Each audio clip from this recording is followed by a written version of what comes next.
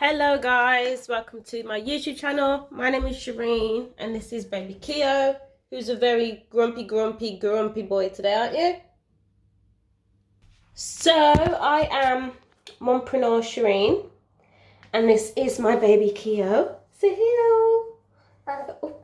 So if you are new to the channel, this is a YouTube channel where I'm showing you my entrepreneurial journey whilst being a mom, and I'm doing my very best to keep everything afloat. I recently quit my job, so last week I handed in my resignation, and since then I've been vlogging and sharing how I've been feeling as well as what my experience has been like so far. So this morning we've had a bit of a grumpy morning. Keo's been a bit grouchy this morning.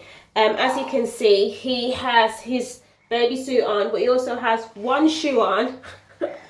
Why do kids do stuff like that? He definitely needs some attention today, and he just doesn't seem very happy this morning. So it's finding the balance between work and being a mom whilst at home. So I think Keo needs a little bit more of my attention today, as I can tell. We might be going to the park. Should we go to the park?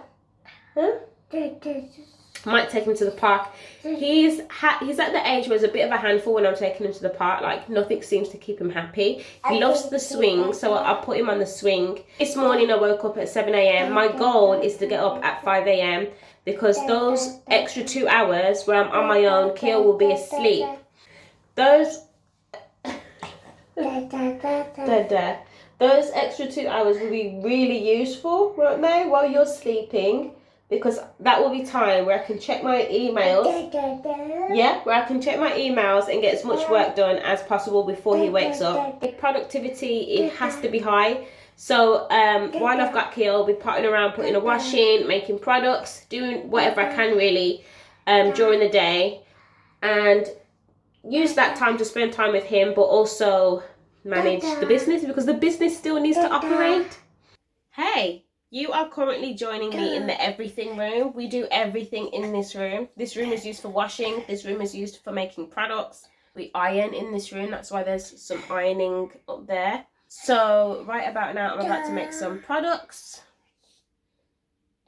I'm going to make some products. Keo's going to keep himself occupied for about 20 minutes with the hanger.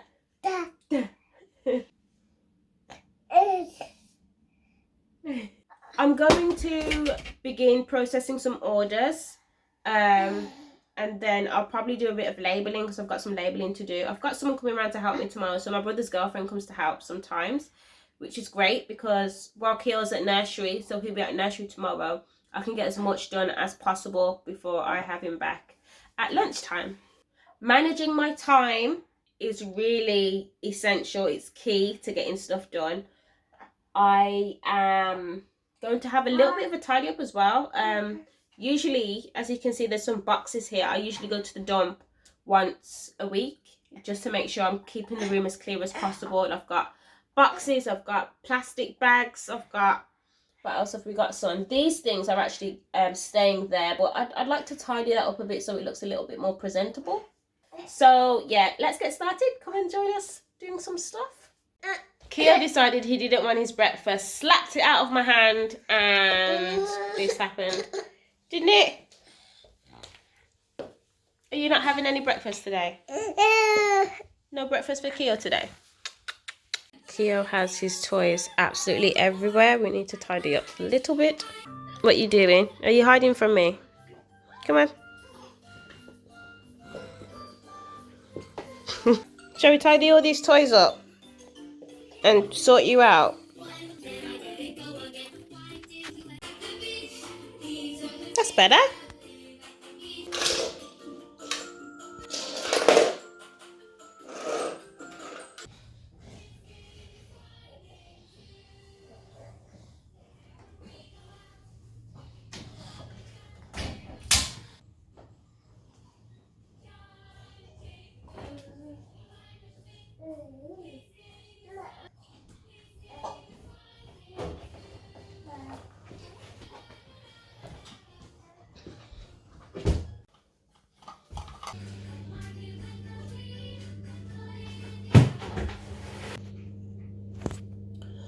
So I have just put a wash in, and I put a wash in every single day. If I miss one wash, the washing goes to pot. So I try to put in at least 2 washes a day, if I can, if I've got time to do 2, but minimum has to be 1. Keo is in the living room at the moment. He is due a nap, so while he is sleeping, I try and get as much product stuff done as possible, whether that's making products or replying to emails about products, one or the other. Are you gonna have a nap now? Say bye-bye, nap time. Bye-bye. I've had interest about a wholesale order. This particular customer wants 10 of each unit of 3 different products. They want the Shibi Growth Cream, the Leave-In Moisture Spray, and the Curl Conditioning Butter. Great trio.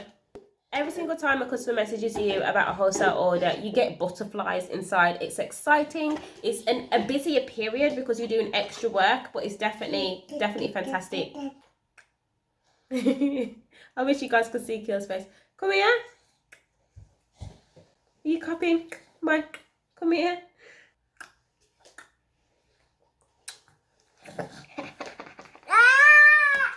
No. Keo is he's really into recycling. This is an empty Galaxy tub. He likes opening and closing lids. Alright. So I'm gonna put Keo down for a nap and then try and finish this while he's asleep. Be right back. Alright. Okay, so Keo is down for a nap finally. I actually have one of these monitors, so I can see him on the camera when he wakes up, which is great. It always gives me like anxiety if I can't see him. Now though, I feel like I'm heavily reliant on this. I don't know what they used to do before they could get cameras and stuff, but yeah, this is fantastic. I'll put the link in the description bar below. If you're thinking about getting one of these, I would definitely say get one, because I would highly recommend it. It's fantastic.